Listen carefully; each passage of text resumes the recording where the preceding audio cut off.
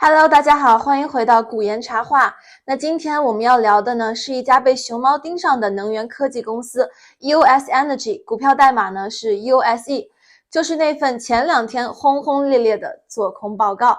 标题很猛，语气很吓人，但是我通篇看完啊，其实感受呢只有一句话，这玩意儿看着更像是作文比赛，而不是一个尽职调查。报告里它充满了陈年旧闻、过时数据，还有那种听说、据说、可能的这个语气。老实讲啊，这感觉不是一份研究报告，更像是一个八卦周刊。所以今天我们就来轻松但是有理有据的给它拆一拆，看看这份报告到底是在揭黑还是在自黑。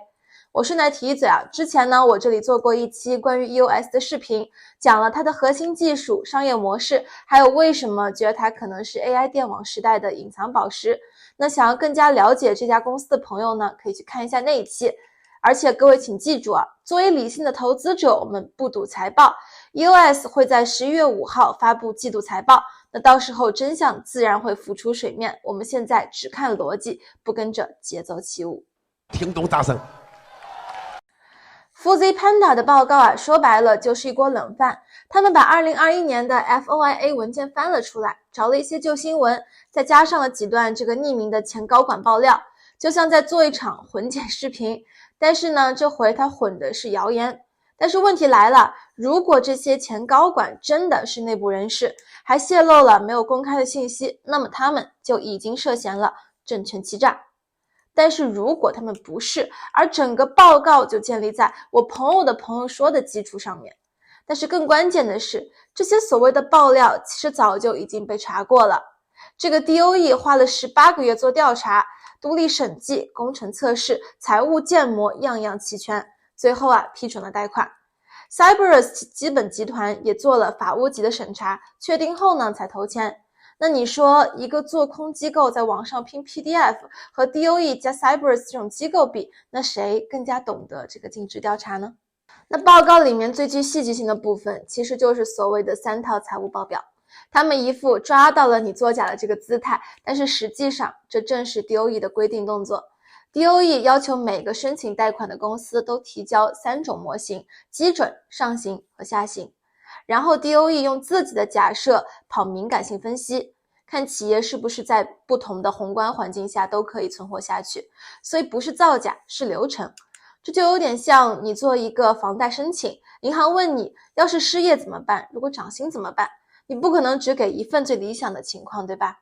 那 EOS 提3套模型其实是在合规形式， Fuji Panda 呢却把它说成了是这个故意伪造，这逻辑就比较好笑了。说白了，这份报告的问题不是抓到了黑料，而是根本就没有看懂这个流程。我靠，原来是这样。报告里说啊，这个 EOS 的报废率高的离谱，还暗示生产出了问题。但是公司披露的数据是 Z3 产线的良率在 90% 以上，比最早的假设还要高。他们混淆了旧的 GEN 2.3 阶段测试数据，那是 Estover 工厂的实验样本，用来调算法测工艺的。那公司早就公开讲过那段历史了，包括开发 DOS 系统，改进核电状态计算，解决了早期的过充电效率问题。Fuji Panda 不看时间线，直接拿旧数据冒充现在，这就有点像有人拿诺基亚对标 iPhone 15，这不是研究，就有点像穿越剧了。怎么这样啊？这部分呢，就有点像电影《生化危机》的剧本。报告说啊 ，EOS 的电池可能会释放致命气体，听起来有点吓人，但是实际上这就像是汽车危险因为油会爆炸是一个逻辑。这个新铀电池可能确实在极端的滥用条件下释放微量溴气，但是那是受控、可监测且安全设计早就纳入的风险。EOS 当时故意的去做过一个极限的测试，暴力过充去看看会不会出事，可是结果只是冒了点烟，塑料融化了一下。他们和当地的消防局一起采样了上千次的空气，结果零有害毒素，连灭火水都检测是干净的。换句话来说，这个实验证明了这个相反的事情， EOS 的电池即使是出事也可以安全报废，不爆炸不扩散。如果真的有毒性的问题，那么 DOE、EPA 早就出手了。可是现实是没有人出手，因为根本就没有问题。所以这一段恐怖故事其实是化学知识不及格加想吓人，结果笑死人的典型案例。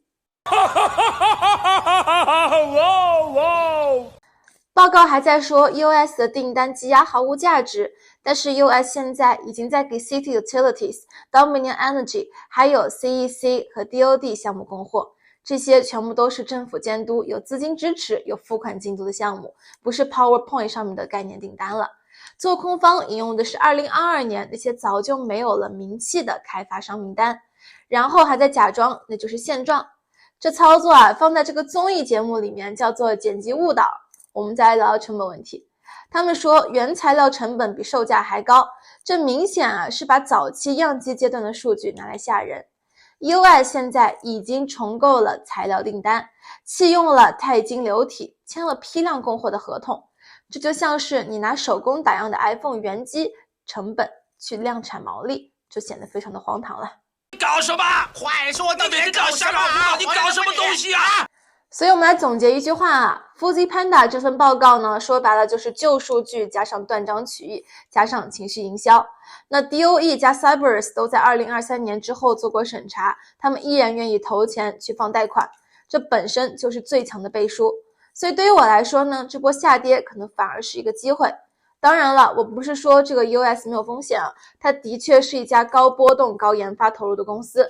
但是做空报告不是揭露真相，而是在恐慌中找到便宜的筹码。那投资人我们要做的呢，就是用脑子，而不是去用这个肾上腺素。11月5日的财报出来之后，我们再来进行判断，到时候我们来看数据，而不是看情绪。所以结论也非常的简单， Fuji Panda 写了一个故事， DOE 和 Cerberus 写了支票。那这就是本期视频的全部内容。如果各位喜欢今天我说的话，记得点赞、订阅、打开小铃铛，也欢迎各位在评论区留言，你觉得这波做空是发现问题，还是编剧在练笔呢？我们下期再见。